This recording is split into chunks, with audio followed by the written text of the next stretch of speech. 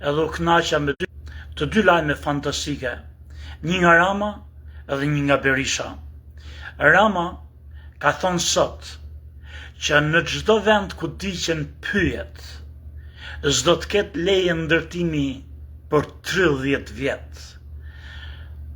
Or lut Zotin që t'jetë vërtet, lut Zotin që të bëhet realitet, lut Zotin që të bëhet ligj. Kudo që vjen zjarre, në çdo tokë shqiptare që merr flag, të mos ketë leje ndërtimi për 30 vjet. Kjo do t'i bëjë gjithë fshatarët, gjithë popullin, ata të paktën që kanë toka, që të kujdesen, të bëhen roja vigjilente, t'i kapin për zvergo dhe t'i hedhin aty në mes flakëve të maskarej që ndesin flakët, që ndesin zjarret. Kjo është ajo që unë flas vazhdimisht kohët e fundit që quhet doktrinë utilitarianiste. Pse? Sepse bëhet një dëm i madh për Sami Gjokën që është komshi dhe është djeg toka, jo për fajin e Sami Gjokës. Mirë po, me qenë se kjo më pengon edhe mund si Sami Gjoka që mund mos kem faj, atëhere kjo ndërgjegjëson gjithë kombin, që të kenë kujdes, edhe mos ndesin zjarre vend e pa vend, edhe të bëhen roje vigjilente të pranëve të tyre. Nga ana tjetër, Berisha sot në lajme ka thonë që Partia Demokratike nuk do t'i bojkotoj zgjedhjet e parakohshme, po shqyr që dëgjoj 2 herë lajme të mira në një vend. Kjo e edit duhet dorë trokit. Kjo është megjithmen për herë të parë një gjë mëdhore që bën Edi, sipas mendimit tim, të ndëshkoj është për kriminalet e papërgjegjshëm. Papërgjegjësia, vëllezër e motra, kam frikë se është e shenjë depresioni. Shqipëria si kamp dhe si shtet, ndoshta është një kamp në depresion. Pse them këto?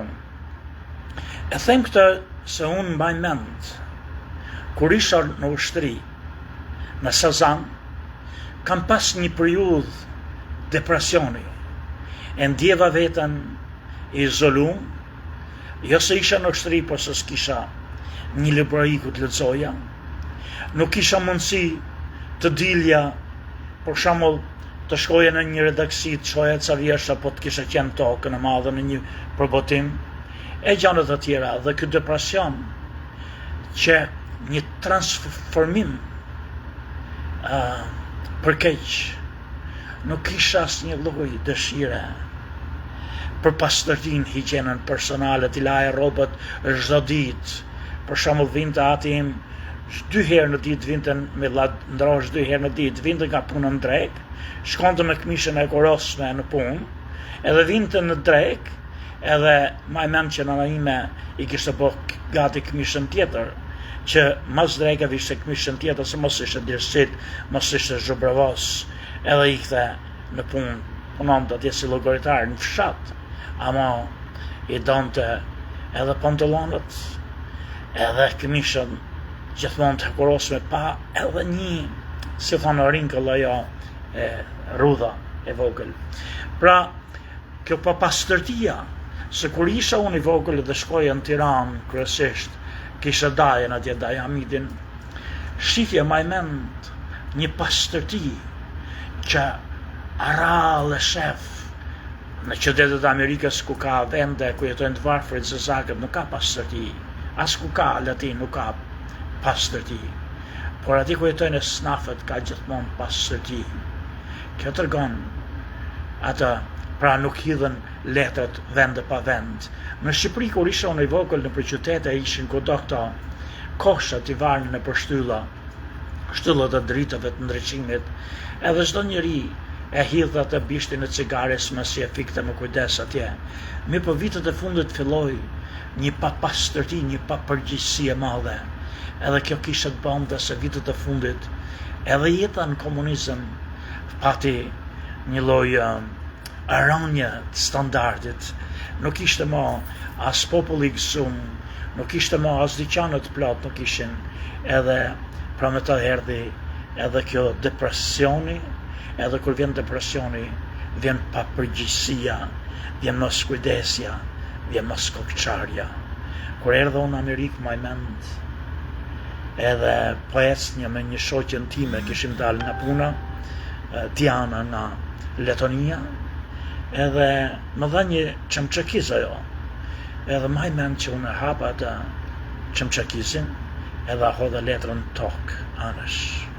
Ajo më pa më habi dhe tha vërtet, e hodha në letër, edhe shkoi dhe mori atë letrën e kapi, që ta bindë të hidhe nga koshi nga ajo ditë.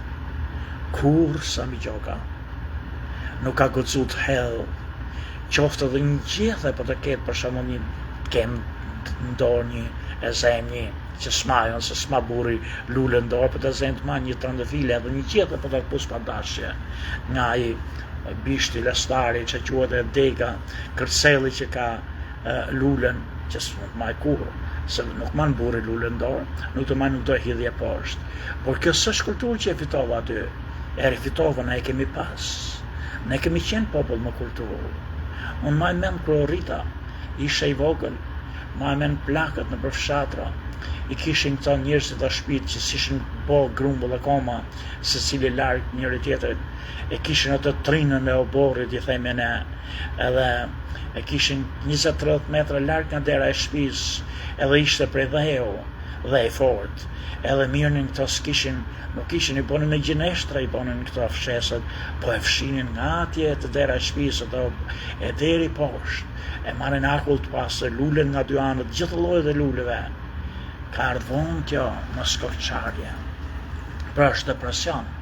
Edhe papërgjegjësia që unë shoh në Shqipëri, që hedhin këto plehrët, e ka pallatin kujto se ka vlerë, ka ble vila aty, $200,000, po 10 metra poshtë pallatit vetë hedh vetë qesën me pisliqe akoma, se jemi popull kom në depresion, jo kom bëllikeq, jemi akoma në depresion, por vendimet e tilla që të dënon rrept, jo vetëm atë që ka vu zjarrin, po edhe mu që jam komshi se m'digje toka, edhe nuk bëj ndërtime për 30 vjet, ndihmojnë ndoshta edhe në dhunë, nga herë duhet edhe dajak, për me shëru këtë lloj papërgjegjësie që ne kemi si komb, po shkatërëm pronët tona. Bravo, Edi Rama, sot merr një urrat madhe prej Sami Gjokës.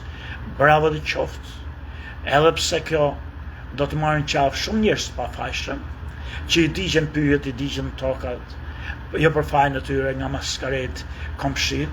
Kjo edhe pse që ai që e dik, nuk e ka dik, ndoshta për këtë arsye e ka dik se është I poshtër, janë maskare ose urren komshiun, kjo do të bëjë që I madh I vogël të jenë vigjilent, e të ashtu nonën e tij që dhe zjarre, Sami Gjoka ju përshëndet.